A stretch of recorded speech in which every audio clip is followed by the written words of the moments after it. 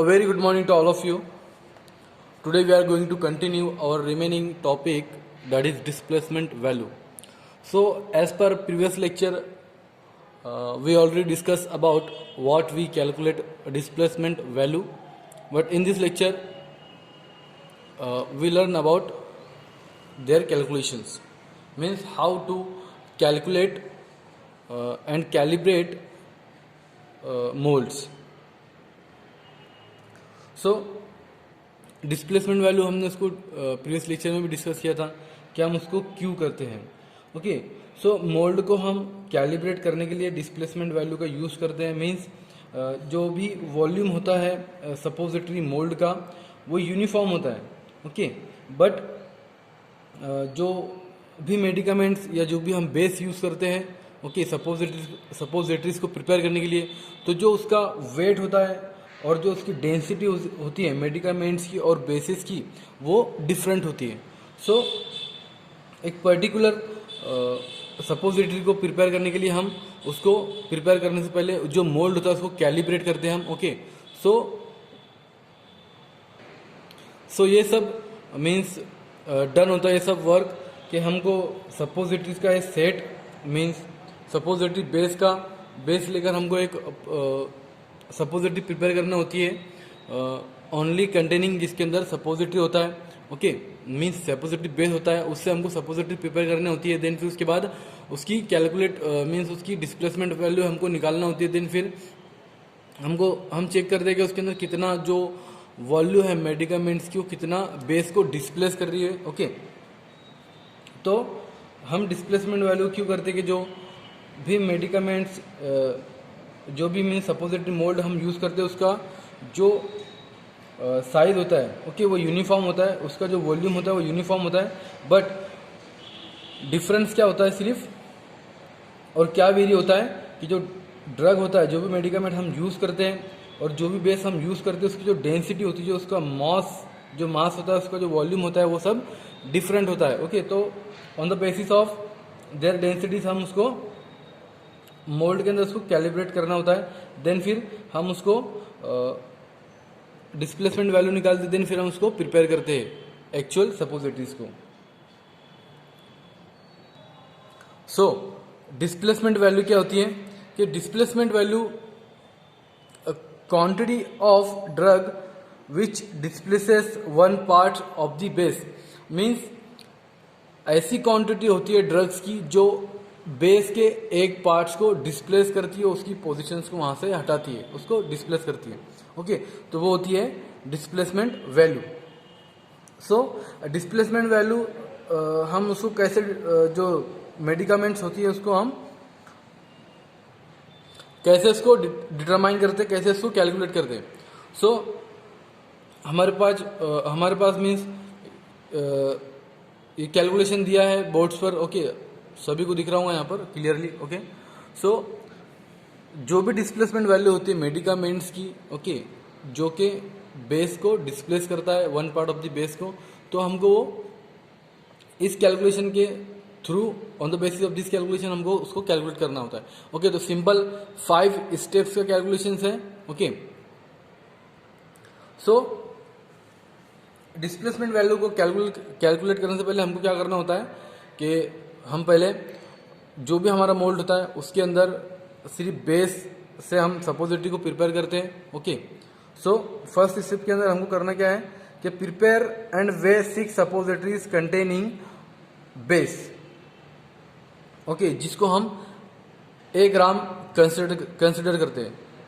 Simple है, base लेकर हमको 6 सपोजिटरीज प्रिपेयर करना है जिसको हम A कंसिडर करते हैं, 1 ग्राम कंसिडर करते हैं. देन फिर सेकेंड स्टेप में prepare and weigh 6 suppositories containing 40% of medicaments. So दूसरी स्टेप में कि हमको 6 सपोजिटरीज बनाना है, ओके, जिसके अंदर जो हमारी मेडिकामेंट्स की जो अमाउंट है वो 40% से. ओके, सो उसको हम एज अ बी कंसिडर करते हैं. मीन्स वो 6 सपोजिटरीज के अंदर 40% मेडिकामेंट्स है तो 60% हमारा बेस होगा. ओके, तो prepare and way 6 suppositories containing 40% of medicament, जो भी वेट होता है उसको हम बी कंसिडर करते हैं। ओके, देन नेक्स्ट हमको पता चल गया कि जो हमने सपोजिटरीज लिए 6, उसके अंदर 40% मेडिकामेंट्स है, ओके, और 60% बेस है, तो उसका वेट कितना है, बी कंसिडर करते हैं उसको। ओके, देन फिर हमको थर्ड स्टेप में क्या करना है, तो calculate amount of base present in medicated suppositories. So जो सेकंड स्टेप के अंदर हम सपोजिटरी को प्रिपेयर किए, जिसके अंदर 40% मेडिकामेंट्स है और 60% हमारा बेस है, तो हमको उसमें से जो अमाउंट है बेस की मेडिकेटेड सपोजिटरीज के अंदर, जो कि सेकंड स्टेप के अंदर हमने प्रिपेयर किए, ओके, तो उसकी अमाउंट कितनी है बेस की, वो हमको कैलकुलेट करना है। सो वहां पर है 60/100 इंटू बी ग्राम, मीन्स जो मेडिकेटेड सपोजिटरी है उसके अंदर 40% मेडिकामेंट्स है, तो 60% उसके अंदर बेस हुआ, उसको डिवाइड करेंगे 100 इंटू जो हमारा वेट है, जिसके अंदर 40% मेडिकामेंट्स है, ओके, बी जिसको हम कंसिडर करते हैं, उससे हम इसको इंटू करेंगे, तो जो भी हमको रिजल्ट आएगा वो होगा हमारा सी, जिसको हम सी कंसिडर करेंगे। ओके, तो यहां पर हमको जो भी रिजल्ट आया वो हमारी बेस की अमाउंट होगी, जो कि मेडिकेटेड सपोजिटरी के अंदर प्रेजेंट है। देन फिर स्टेप 4 के अंदर क्या होगा कि हमको कैलकुलेट करना पड़ेगी amount of drug in medicated suppositories. So हमको फोर्थ स्टेप में ड्रग की अमाउंट कैलकुलेट करना है, जो कि मेडिकेटेड सपोजिटरीज के अंदर प्रेजेंट है। सो हमको पता है कि 40% जो ड्रग है वो मेडिकेटेड सपोजिटरीज के अंदर प्रेजेंट है, तो हम जो भी अमाउंट होती है ड्रग्स की उसको कैलकुलेट करेंगे कि वो कितना है एक्चुअली में, इसकी जो अमाउंट है, उसकी जो क्वांटिटी वो कितनी है। ओके, सो 40/100 इंटू बी, जो कि हमारा वेट है, जिसके अंदर 40% हमारा मेडिकामेंट्स है। सो हम उसको इंटू बी करेंगे, तो जो भी हमारा रिजल्ट आएगा वो उसको हम क्या करते हैं, डी कंसिडर करते हैं हम उसको, कि जो भी हमने 6 सपोजिटरीज प्रिपेयर किए, जिसके अंदर 40% मेडिकामेंट्स है और 60% बेस है। सो 40% जो ड्रग है हमारे मेडिकेटेड सपोजिटरीज के अंदर प्रेजेंट, तो उसकी जो क्वांटिटी है वो कितनी है। सो हमको जो रिजल्ट मिला है वो हमारा डी, तो ये इंडिकेट करता है कि जो भी हमारी अमाउंट थी ड्रग्स की मेडिकेटेड सपोजिटरी के अंदर वो डी है। ओके, देन 5 स्टेप के अंदर हमको क्या करना होता है कि calculate amount of base displaced by D gram of drug और मेडिकामेंट्स। सो इसमें सिंपल कि जितना भी हमारा जो रिजल्ट आता है डी, जो कि हमारा मेडिकेटेड सपोजिटरीज के अंदर क्वांटिटी है टोटल ड्रग्स की, जिसको हम डी कंसिडर करते हैं। सो जो हमको यहाँ पर बेस की मीन्स जो डी है हमारा ड्रग है, क्योंकि जो मेडिकामेंट्स है वो कितनी बेस की क्वांटिटी को, कितनी अमाउंट को डिस्प्लेस करता है, कितना उसको वो हटाता है, वो हमको इसमें कैलकुलेट करना है। तो सिंपल से जो ए है हमारा, जिसको हम 6 सपोजिटरी कंटेनिंग बेस कंसिडर करते हैं total weight, okay, A minus C, जो कि हमारा अमाउंट है मेडिकेटेड सपोजिटरीज के अंदर टोटल बेस का। Okay, so A by C is equal to जो भी हमारा रिजल्ट आता है वो होता है हमारा total means displacement value of base by medicaments. Okay, so displacement value of medicaments हम उसको कैसे करते हैं, जो डी है हमारा, ओके, टोटल वेट है ड्रग्स का हमारे मेडिकेटेड सपोजिटरीज के अंदर प्रेजेंट, तो D by A minus C is equal to जो भी हमारा रिजल्ट आता है वो होती है हमारी डिस्प्लेसमेंट वैल्यू ऑफ मेडिकामेंट्स जो कि बेस को डिस्प्लेस करता है। ओके,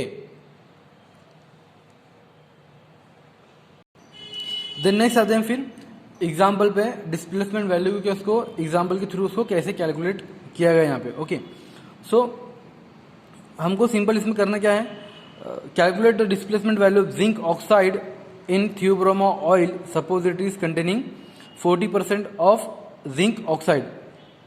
सो इसमें हमको डिस्प्लेसमेंट वैल्यू को कैलकुलेट करना है जिंक ऑक्साइड की, जो कि थियोब्रोमा ऑयल सपोजिटरीज के अंदर 40% जिंक ऑक्साइड है।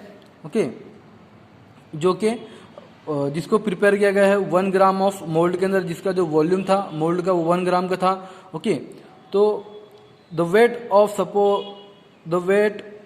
8 suppositories is 11.74 gram. Okay, so total जो इस एग्जाम्पल में सपोजिटरीज दी गई है वो 8 सपोजिटरी है, जो कि 1 ग्राम के मोल्ड्स के अंदर उसको प्रिपेयर किया गया था। सो 1 ग्राम का 1 मोल्ड था। ओके, तो each suppositories contain 1 gram of wait.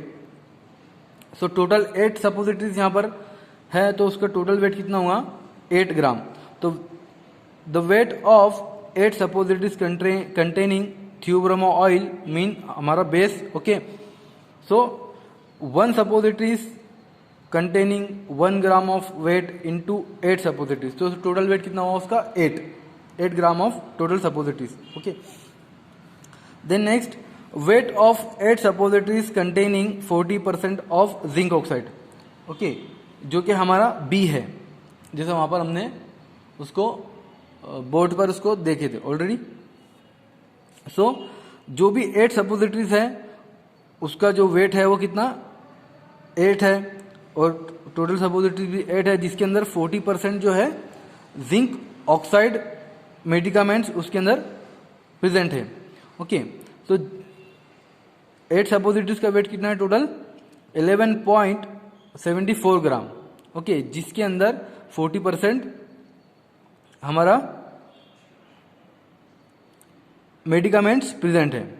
Okay, सो हमको करना क्या है अब कि जो बेस की जो अमाउंट है वो टोटल 8 सपोजिटरीज के अंदर कितनी अमाउंट उसके अंदर प्रेजेंट है उसको हमको कैलकुलेट करना है। Okay, the amount of theobroma oil जो कि हमारा बेस है प्रेजेंट इन 8 सपोजिटरीज। सो यहाँ पर हमको बेस की अमाउंट को कैलकुलेट करना है कि इस 8 सपोजिटरीज के अंदर कितनी बेस की अमाउंट है। सो 40% हमारी मेडिकामेंट्स है उसके अंदर, तो 60% क्या हुआ बेस। सो 60/100 इंटू 11 जो कि टोटल वेट्स है, जिसको हम बी कंसिडर करते हैं, टोटल वेट है हमारे सपोजिटरीज का। ओके, सो बी से इसको 60/100 इंटू बी 11.74, तो जो भी हमारा रिजल्ट आता है वो कितना होता है 7.00044 7.044। तो ये क्या हुआ हमारे बेस की अमाउंट है जो कि टोटल 8 सपोजिटरीज के अंदर प्रेजेंट है। देन फिर हमको जो 4th स्टेप होती है उसके अंदर हमको जो मेडिकामेंट्स की जो अमाउंट होती है जो कि टोटल मेडिकेटेड सपोजिटरीज के अंदर प्रेजेंट होती है उसको कैलकुलेट करना होता है, उसको निकालना होता है। Okay, the amount of medicaments present in 8 suppositories. So जो टोटल 8 सपोजिटरीज है उसके अंदर कितनी अमाउंट ऑफ मेडिकामेंट्स प्रेजेंट है उसको हमको कैलकुलेट करना है। ओके, तो 40% है, तो 40/100 इंटू बी जो कि हमारा एक्चुअल वेट है सपोजिटरीज का।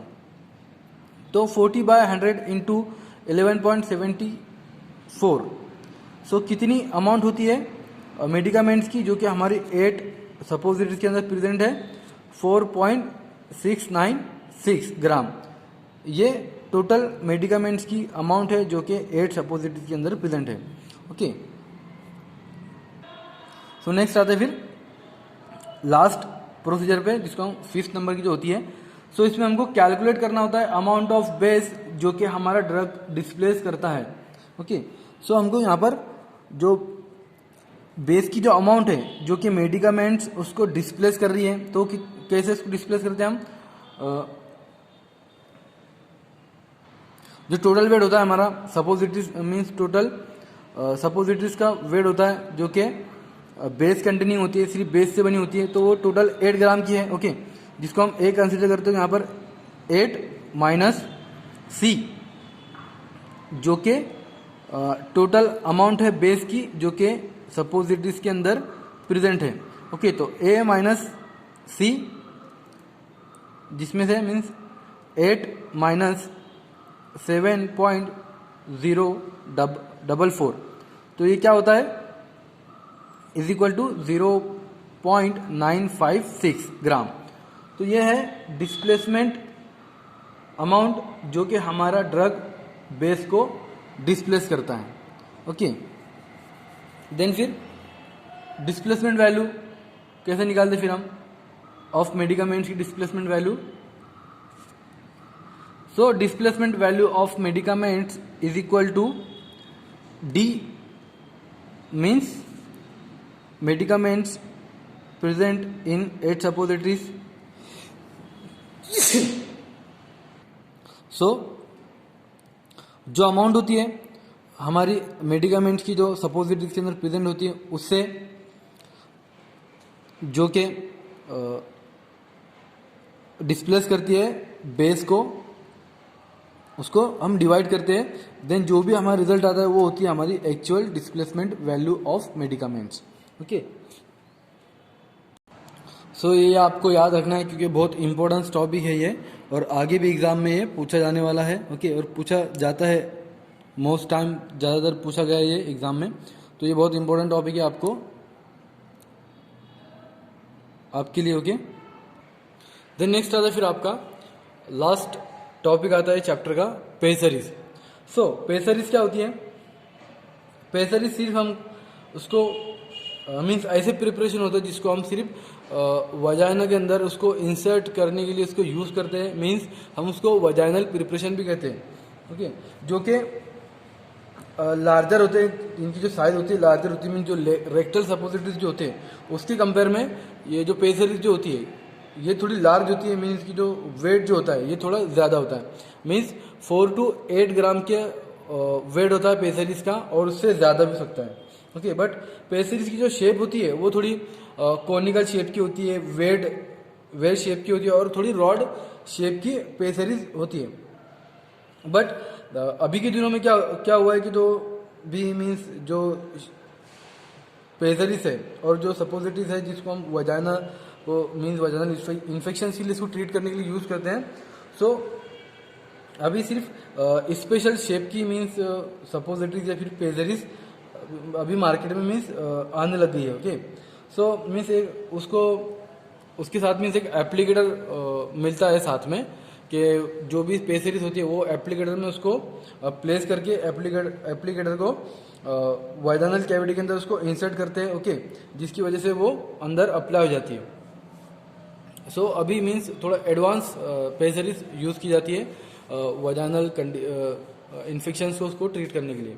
ओके, बट जो पेसरीज है वो टैबलेट और कैप्सूल फॉर्म में भी अवेलेबल है, जिसको हम बोलते हैं जो टैबलेट होती है उसको हम बोलते हैं वाइजानल टैबलेट, और जो कैप्सूल्स होती है उसको हम बोलते हैं कैप्सूल वाइजानल कैप्सूल्स। ओके,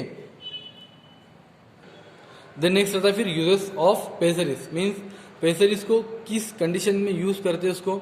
सो पेसरीज को यूटेरिन प्रोलैप्स को ट्रीट करने के लिए भी यूज करते हैं, मीन्स एक कॉमन कंडीशन होती है वुमेन्स के अंदर जब वो मीन्स मल्टीपल वजाइनल डिलीवरी होती है during child birth. Okay, multiple होती है। ओके, तो ऐसी कंडीशन में क्या होता है कि जो उनकी जो मसल्स होती है और जो लिगामेंट्स होती है यूटेरस के आसपास की, ओके, वो वीक हो जाती है, मीन्स जो इंटरनल सपोर्ट होता है यूटेरस का वो वीक हो जाता है, जिसको हम बोलते हैं यूटेरिन प्रोलैप्स। तो उसको ट्रीट करने के लिए भी हम पेसरीज का यूज करते हैं। Then second thing, urinary stress incontinence, इस डिसऑर्डर को, इस डिसीज को भी हम ट्रीट करने के लिए यूज करते हैं। सो मीन्स इसमें यूरिनरी स्ट्रेस इनकंटिनेंस के अंदर ऐसी डिसीज है, इसके अंदर होता क्या एक्चुअली में कि अनइंटेंशनल लॉस होता है यूरिन का, अनइंटेंशनल मीन्स हमारे कंट्रोल में नहीं होता है। ओके, मीन्स जैसे कि फॉर एग्जांपल जैसे कि हम कोई फिजिकल एक्टिविटी करते हैं। ओके, जैसे कि हम ज़ोर से खांस देते हैं, ज़ोर से खांसी आती है, या फिर हंसने में हंसी आती है, कभी कभी ज़ोर से हंसते हैं, या फिर स्नीजिंग छींक आने में, या फिर हेवी लिफ्टिंग मीन्स हम जब ज़्यादा वजन उठा लेते हैं, जिसकी वजह से क्या होता है कि जो ब्लैडर होता है हमारा, तो उस पर प्रेशर पड़ता है, जिसकी वजह से यूरिन मीन्स लीक होता है। ओके, तो उसको हम बोलते हैं यूरिनरी स्ट्रेस इनकंटीनेंस।